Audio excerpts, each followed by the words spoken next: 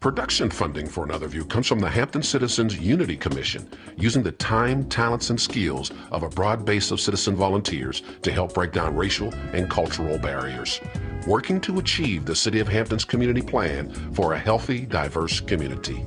And from the African American Programming Advisory Group, community visionaries assisting WHRO to engage, enlighten, educate, and entertain all communities in Hampton Roads. And now, Another View. Hello, everyone. I'm Barbara Ham-Lee. Welcome to Another View. This week, we celebrate Father's Day, a time when we say thank you to dads for their wisdom, advice, and upbringing. Unfortunately, in the African-American community, the thought of dad is not always a pleasant one. Stereotypes depict Black fathers as incarcerated, absent, on drugs, dead, or unavailable to their children. And that may be true in some cases. But tonight, we're going to talk about African-American fathers who are making a difference in the lives of their own children and are reaching out to help others who may not have a dad. We welcome back to Another View Dr. Adolph Brown, psychologist and father of 7, James Stokes, father of 3, and Charles Haynes, a father of 4. Thank you, gentlemen, so much for joining me today, and happy Father's Day to each one of you. Thank you. You're welcome. All right, I want to get right into this conversation. And Adolph, I want to start with you. Why do Black fathers get such a bad rap? Well, one of the reasons, looking statistically and proportionately, it looks like Black fathers aren't present in the lives of their children, whether it be divorce, separation, or just never marrying. It looks that way. And then you have systems that are designed and set up not to encourage participation. Now, granted, some of these systems are changing. There was a time where you had the child support enforcement agencies that would say deadbeat. And you know, you calling someone a deadbeat doesn't necessarily elicit cooperation and support. Our court systems that would jail fathers for lack of monetary support. And granted, these things may have their place, Barbara, but at the same time, when we talk about the absent father, we also have to talk about those issues that cause a father to be absent. Lack of money. Sometimes you have a mother that's over-functioning. You know, and won't allow the father to do his job? Exactly, and it's not always a conscious thing. Sometimes you have a mother who's just used to over-functioning, over-operating, taking care of everything, as traditionally the Black woman has. So what place does a father have? If you're taking the child to soccer practice, martial arts, PTA mom, where do I fit in? So those are some of the issues that when we talk about the Black father, we're not truly addressing it from a derivative level. James, let me ask you, is this generational? Because as I'm going to say you're our elder spokesperson in this panel, but as you've grown up and as you've seen fathers through the years, have things changed? Well, coming up through as far as generational, I don't think it's a generational thing, but in a way I do think it's generational, because fathers should lay the outline for the next generation of fathers to come. You take like my father raised me, and from the way he raised me, I raised my sons and my daughters the same way that my father raised me. And I'm hoping that they will raise their children the same way, so that their children will raise their children, and it'll be a generational thing, you know, from one generation to the next. My father was very strict on me on certain things. My father, I know he loved me, and everything that he wanted me to do, I did it. And I think he raised me to be a nice guy, a good guy. And because of that, I raised my family the same way. But you had a role model. Charles, you know of kids within your own neighborhood who don't have that father to raise them. Well, that is true, Barbara. And I mean, myself as an example, I never knew my father. So having that as a part of my history makes me more sensitive to those who are out there now. You know, young men in my neighborhood, I know some of their situations, I can see the dilemma they're in, and I'm looking to see, well, let me be an example. You know, because the roles and the responsibilities that are set a lot of time by society don't put us in the right mindset or frame of mind to be able to take on those responsibilities. So if I can share my story with them and let them know that, hey, you know, I never knew my dad, but I had influential men and women. Well, that was just what I was about to ask you, because if you didn't have anyone to show you that, why didn't you go the other way? Why weren't you one of those incarcerated, deadbeat, you know, et cetera, dads that so many people think black fathers are? I think that it was a choice. And more than anything, it comes down to personal choices. Mm-hmm. You make a decision, you make a choice, and then you live with that choice. And it took a lot because I had a lot of excuses. I had a lot of people pushing me and directing me in ways that I didn't think I wanted to go as a young man. Mm-hmm. But as I started to observe what was going on around me, I realized that in order for me to be a good example, I first had to be able to lead. And leadership is more so the thing that we need in the black community. Mm-hmm. There's two things I see. One is rulership versus leadership. And in the corporate world mm-hmm. is one thing. In the home, it's another thing. Do what I say, not what I do. You know, I told you to do this, but then I turn around and do the direct opposite. And that's rulership, setting guidelines and rules. But leadership is being the example, doing what you say you're going to do, when you say I'm going to do it. And as the young generation see that, they'll have a good track record mm-hmm. to follow. Because they have someone positive, and some positive pattern to model after. Exactly. Adolph, you have 7 children. Yes. Baby maker. Well, you know what? It kind of ties into being a father. I mean, and what it took for me to understand what a good father was all about. My mother and father divorced when I was 2. I didn't see my father again until I was 18. However, as a young man harboring resentment and animosity for a father who wasn't there, I had a mother who never talked badly about him, but a mother who didn't talk about him at all. So you didn't have a perspective. Exactly, but grew up and found out that he wasn't there because of anything that me and my sisters did, but the relationship that they had prevented him from being a part of your life. Exactly. So 7 children, Barbara, as a result of wanting a big family. Mm-hmm. However, there were some choices that I made also without a father being around that I had to live with. Was married twice, mm-hmm. or in my second marriage now, mm-hmm. And as a result have a large blended family of 7 children. Had I had a positive role model, I mean, who knows? Hindsight is 20/20. Right. But the issue is that I made a lot of choices based on my father not being present. I married young. Mm-hmm.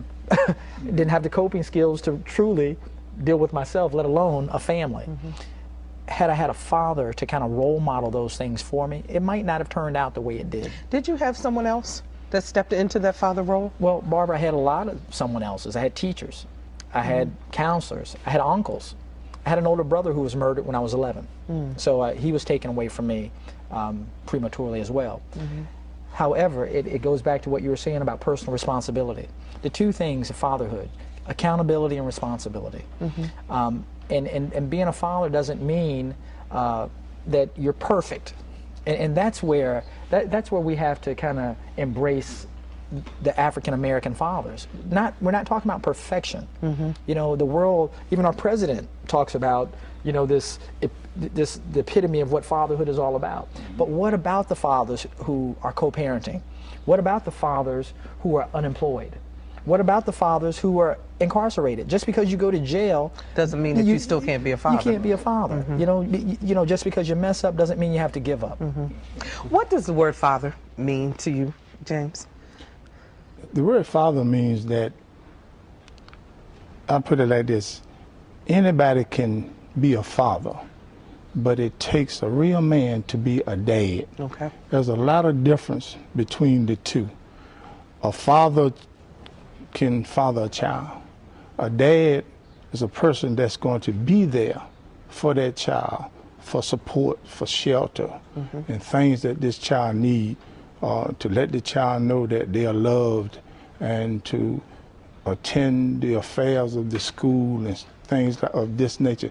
And I think that's one of the problems in our communities now. You got more fathers out there, but you don't have any dads out there. You know? Somebody was talking earlier before we started the show. We were talking about having how society doesn't allow you to nurture. And in terms of being a father, nurturing is an important part of being a dad, right? I would say it's probably the most important. Yes. I mean, as a father, father to me means one that covers, one that secures, one that protects, one that provides. And, dads like to have fun too. So we want to be able to do all those things. But, that nurturing piece is something that it's learned. And it happens as a result of experience and time and observation. Being there for my children, it really means watching and observing and finding out when I need to step in and when I need to not to. When I need to let them fall and just help them get up, or sometimes avoid that fall from even taking place. But to me, the most important thing is that nurturing piece is there so that they know when I find myself in a parental role, especially my son's 26 years old, no children, but we had some things that came up as a result of him being a young man, and we found that it was a way that we had to approach it, and that was for me to set an example and talk to him about relationships. How do we relate? Do you treat, and I can ask this of each of you, do you treat your daughters differently than you treat your sons? Let me start with you, Adolph. With 7 children, I treat all 7 differently. Interesting. Okay. They're So it's not gender related, it's the no, individual. Exactly. I mean, there are 7 unique personalities in my home. And as you said, I love them as a father, and love them isn't operationalized as just protecting and providing. My oldest child in college, when he comes home and he's a recording artist, and he comes home with his swagger, so to speak, and he hugs me and kisses me. Well, that was important for me, that my children knew their father could nurture. That it was important that when my children were younger, that the older children would see me change Pampers. It was important that they saw me outside of what society wanted to depict me as. And it wasn't as society was always saying, murderer, gangster, but just men in general. Protector, provider, go out, kill the bear, bring the meat home. No, I can love too. James, do you treat your daughters differently? Well, you have all daughters, is that right? Or No, you I have have two daughters and one son. Oh, okay, okay. No, I don't treat any of my children different. I let my children know that I love all of them, but sometimes, like he was saying, that some of your children might need more attention than the other ones. Now all of my children now are grown. Now, my oldest daughter, now she has her business, so my wife and I, we spend more time with her than we do with my youngest daughter and my son, because we're in the business with her and we see the things that she needs to have us to help her to do. And I can say maybe sometimes my other 2 kids gets a little jealous, because we're with her more than we are with them. But I let each and every one of them know, that I love all of you all the same. Just like coming up, my son needed more attention coming up than my 2 girls did, because they were like stronger than he was, because he would just fly off the hammer, But the girls, they're more temperate, So he needed more attention than they did. So you learned how to navigate that and to give each child what they needed. Each one what they need, and I like I said, I let them know that we love each and every one.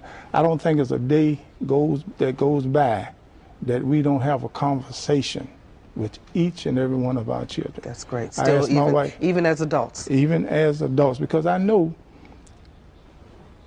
even as adults, they are still going to make some decisions in their life that I still won't agree with, some of the decisions that they make, but I want to let them know that I'm there for them. Exactly, just like my parents are. You brought up a good point about the adult.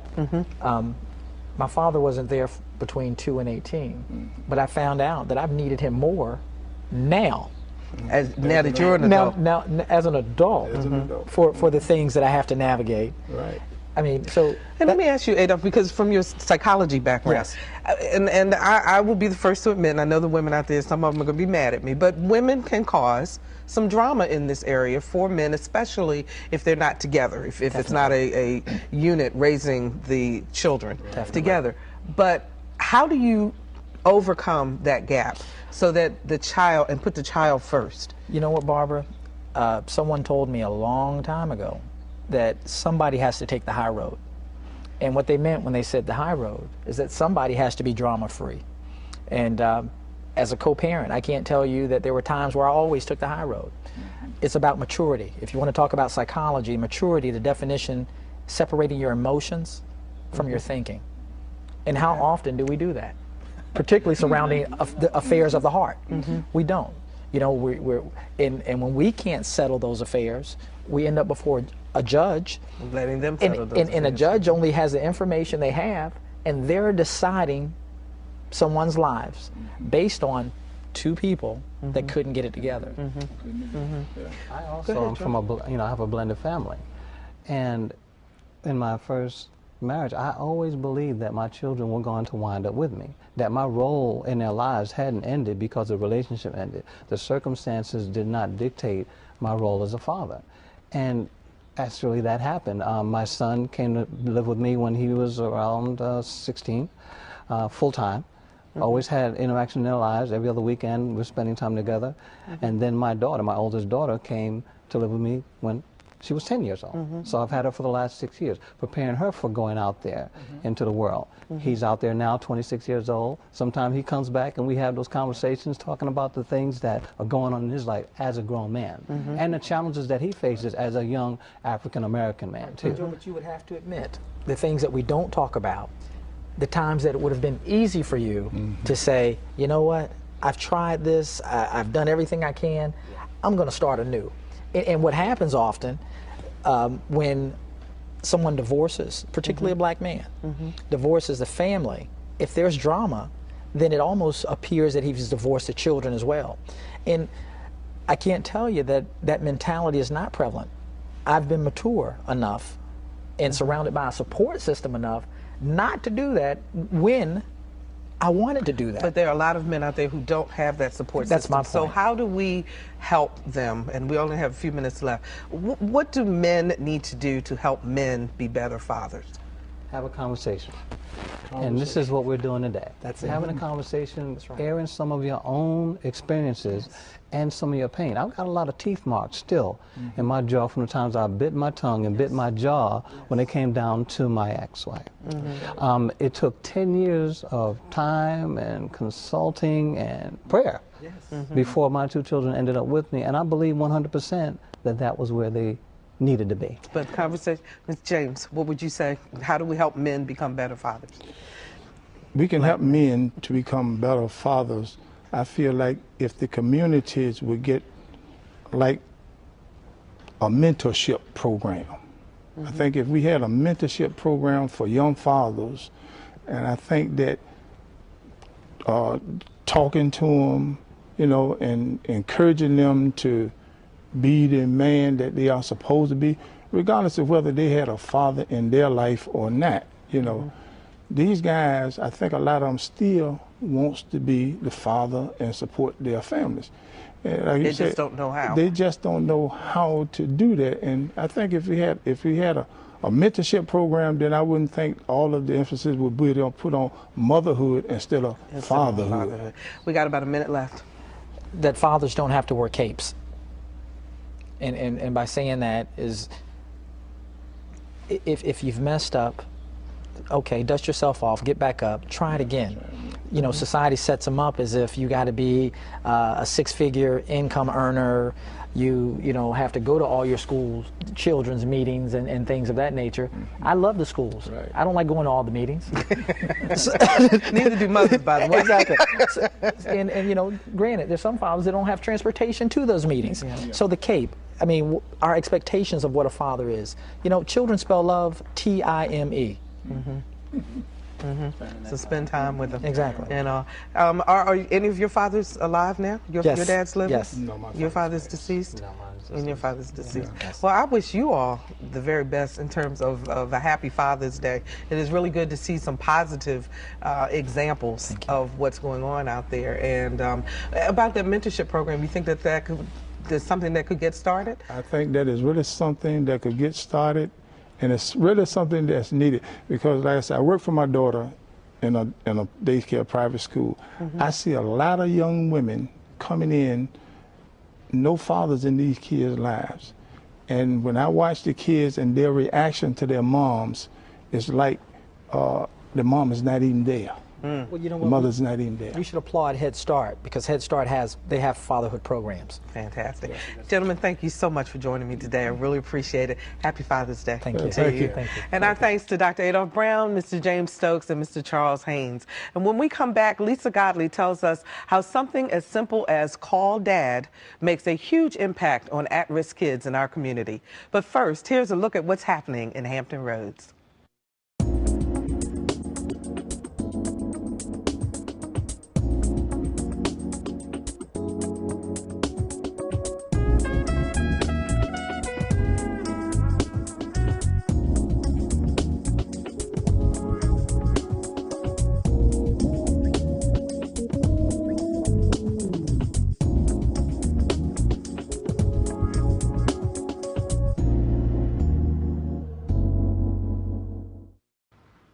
Welcome back, everyone. When a child can't trust the person they expect to love them, it impacts their self-esteem.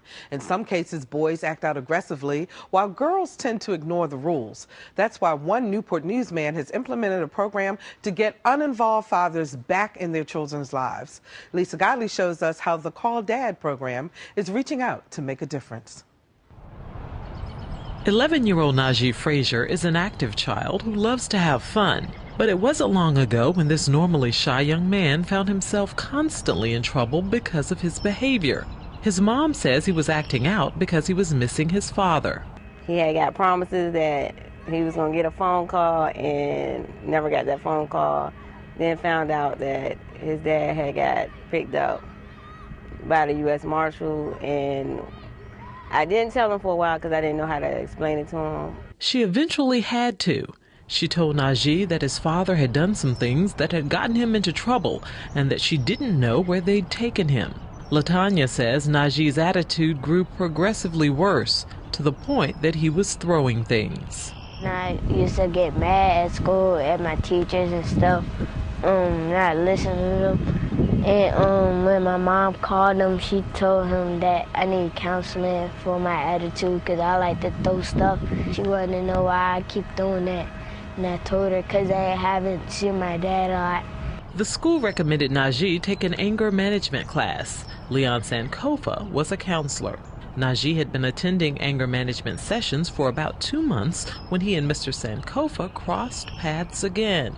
This time, someone had identified Najee as a child who might benefit from Sankofa's Call Dad program. Call Dad was designed to connect fathers who don't play an active part in their children's lives for whatever reason to see the importance of their role and get involved. Sankofa developed the Call Dad program 3 years ago, began implementing it last October, and has already served more than 50 families. I created this program out of a need from working as a school social worker for 13 years. I found that a lot of kids who were going into special ed, in the reports that we were writing, there was always this area where it was indicated that the child was concerned or having difficulty because the father was not involved. Working for the courts, doing court mediation, I found that the best way to sort of do this was to sort of do sort of a mediation process where we could remove the issues of the two parents, and I could speak directly with the dad regarding specifically the child and his concerns. But Sankofa knew that getting Najee and his dad connected would not be easy. Well, you know, that posed a different obstacle because this particular father was moved from some far off Pennsylvania somewhere to Warsaw. And what we did was we arranged for Najee and his mother to go see his dad. We took him there, and he was a proud papa. And what we noticed from Najee is, after the second visit, behavior started reducing. just really started to become he was a happier child. He's normally a real introvert, keeps a lot of his pain inside. He talks more. Even his body language is much different than it was when we first started working with him on this particular issue. Tell me what that was like when you got to go spend some time with your dad. Good. What y'all talking about? Everything. As for Mom, she couldn't be happier about the change she's seen in her son, and she credits the Call Dad program with making the difference. Now, by him, seeing him and talking to him on the phone, he has changed a lot. You know, he learned how to control his anger, and he has talked to his dad about it. For Another View, I'm Lisa Godley. If you know a child who might benefit from the Call Dad program, contact Leon Sankofa at 877-321-DADS or visit our website, anotherview.tv. My dad is Charles Ham, and he lives in Baltimore and watches Another View via our website. Thanks for everything, Daddy, and happy Father's Day. And happy Father's Day to all you dads out there. Next week on Another View, a topic sure to be of interest to book lovers and potential authors, the nuts and bolts of how to write a book. We'll see you next time for Another View. Production funding for Another View comes from Hampton's 400th Anniversary Committee and the Hampton Neighborhood Commission, partnering with neighborhoods throughout the city, working hand in hand to create vibrant places we are proud to call home and celebrate. And from the African American Programming Advisory Group, community visionaries assisting WHRO to engage, enlighten, educate, and entertain all communities in Hampton Roads.